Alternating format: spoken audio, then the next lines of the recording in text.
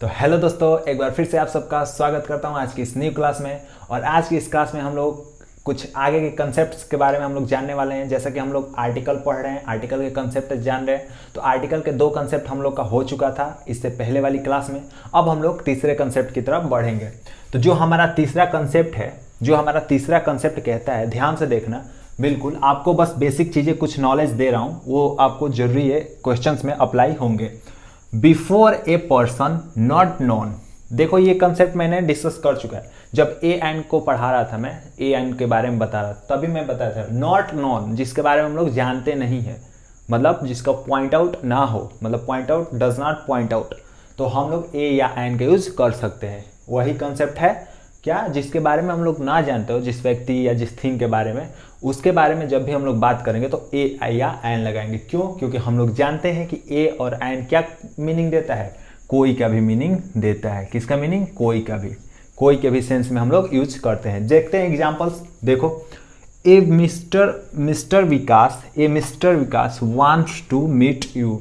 अब मिस्टर विकास कोई है जो मिलना चाहते हैं तुमसे, तो कोई है, कोई मिस्टर विकास, मतलब हम लोग मिस्टर विकास के बारे में नहीं जानते हैं, ठीक है। तो हम लोग जिनके बारे में नॉट नोन, जिनके बारे में हमको जानकारी ना हो, उनके बारे में बात की जाए तो हम लोग ए लगा सकते हैं इससे पहले, ठीक है। ए इससे पहले लगा सकते हैं। बात समझ में आई ये वाला, है ना, कि जिसके बारे में हम लोग जानते ही नहीं है। बिल्कुल फोकस के साथ देखना, फोकस के साथ सुनना मेरी बात है, कि जिसको हम लोग नॉट नोन, जिसके बारे में हम लोग जानते ना हो, उसके लिए हम लोग ए या एन लगा सकते हैं। नेक्स्ट देखो example, a Mrs Kareena wants to beat you. अब कोई करीना होगी जो तुम्हें पीटना चाहती होगी, ठीक है, कुछ गलत किए होगे तो पीटना चाहती होगी। तो ये है a Mrs Kareena wants to beat you. तो हम लोग किसका यूज किए? ए, मतलब कोई करीना, कोई होगी, ठीक है। तो हम लोग, और वो वाला करीना नहीं, ठीक है, फिल्म वाली, ठीक है, वो उसको तो सभी जानते होंगे उनको, ठीक है। तो क्या हो जाएगा? A Mister Kareena wants to beat you, ठीक है। तो हम लोग का ये तीसरा कंसेप्ट क्लियर हो जाता है। समझ में आया? समझ में आया? ओके।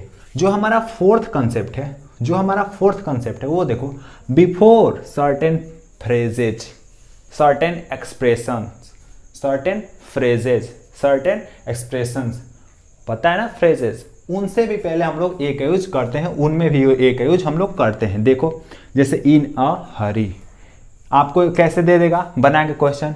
फ्रेज दे देगा, इन द हरी दे देगा, बताओ, ऐसे दे देगा आपको क्वेश्चन में, बीच में दे देगा, सेंटेंस के बीच में दे देगा in the Hari.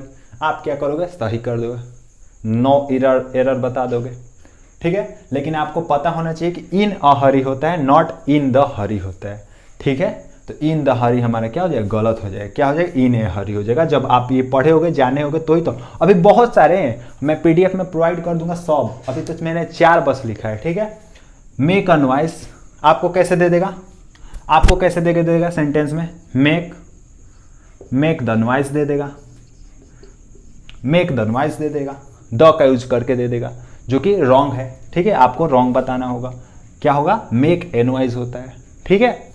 Tell a lie, have a pen.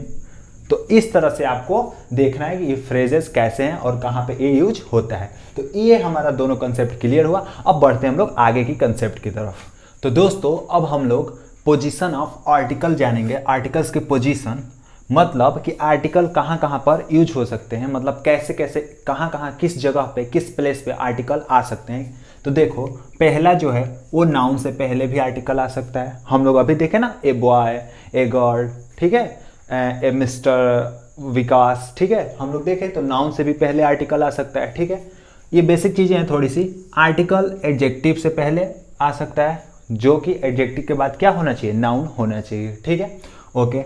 Article adverb से पहले आ सकता है, एडवर्ब के बाद एडजेक्टिव और उसके बाद नाउन होना चाहिए, ठीक है। एग्जाम्पल थोड़ा समझो। सी इज ए टीचर। ये टीचर क्या है? टीचर क्या है? नाउन है। टीचर क्या है? नाउन है। और ए क्या हो गया? आर्टिकल हो गया। तो नाउन से पहले आर्टिकल आया है, पहला चीज क्लियर हो गया हमारा, ठीक है, पहला चीज क्लियर हो गया। दूसरा, she is a good girl, sorry good teacher. तो टीचर क्या है? नाउन है। टीचर क्या है? नाउन है। गुड क्या हो गया हमारा? एडजेक्टिव हो गया, एडजेक्टिव मैंने पढ़ाया है। और ए क्या हो गया हमारा? आर्टिकल हो गया, ठीक है, इनडिफिनिट आर्टिकल याद रखना, इनडिफिनिट आर्टिकल ऐसे भी याद रख सकते हो डिफिनिट और इनडिफिनिट को, सिंपल सा ट्रिक है।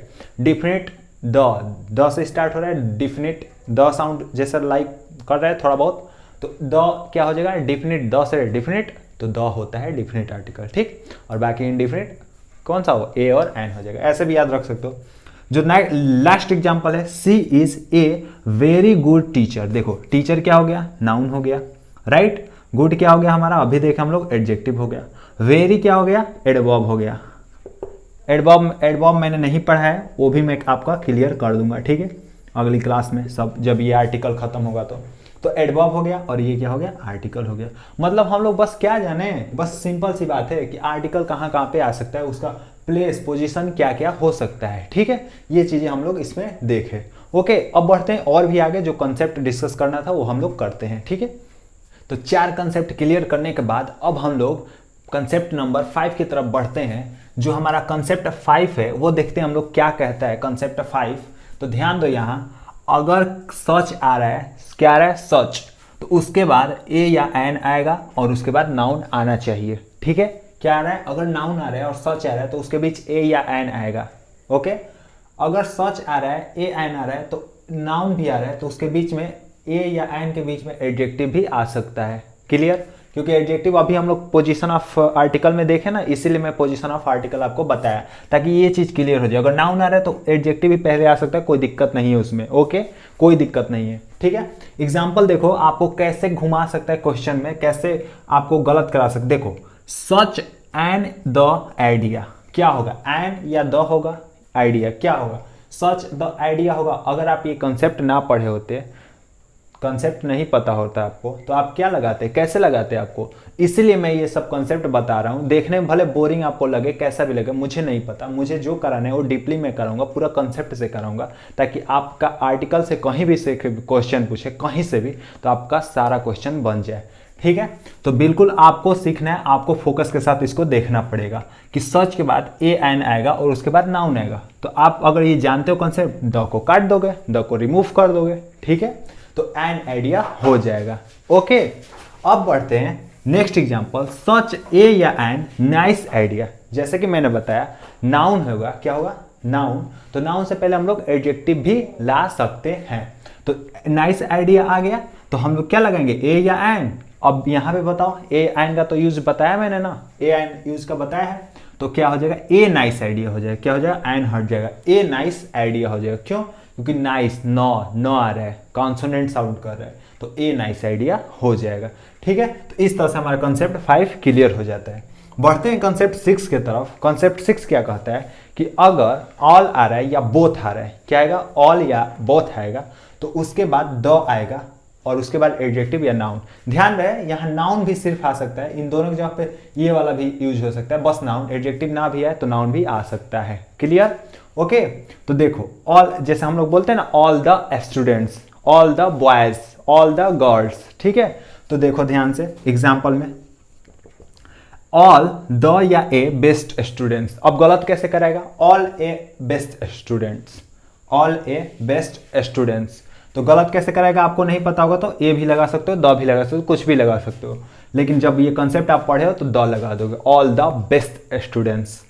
नेक्स्ट है बोथ द, इसमें भी ये कट जाएगा, bad boys, both the bad boys, both the bad boys, clear हुआ।